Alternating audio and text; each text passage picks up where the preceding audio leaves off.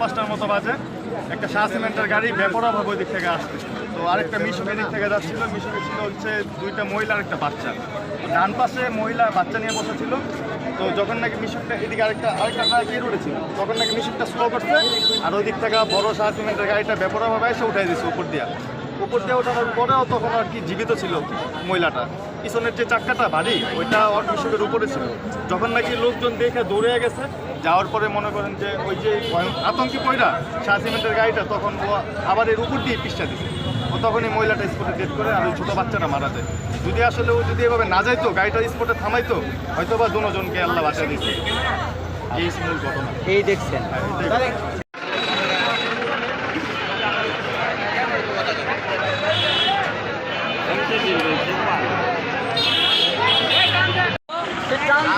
বাচ্চা এবং মহিলার উপরে উঠে দিল, সাথে সাথে স্পটে ব্লাড বের হয়ে দুজনের অবস্থা করুণে স্পটে ডেট হয়ে যায়।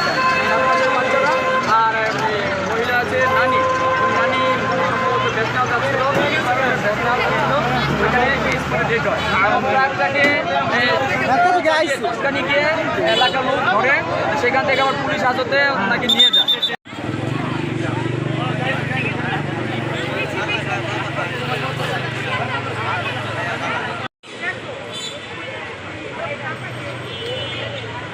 ড্রাইভার বলাইছে ভাই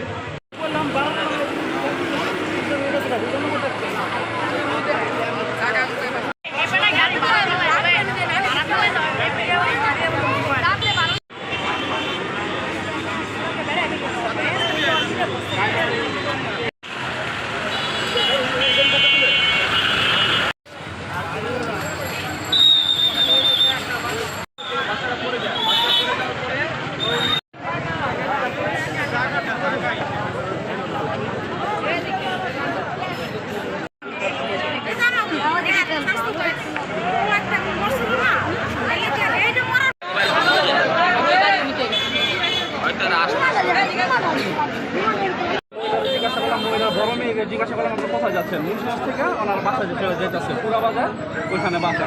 যাওয়ার পথে অ্যাক্সিডেন্টটা হয়, ওইটা আগাছে উঠা যায়।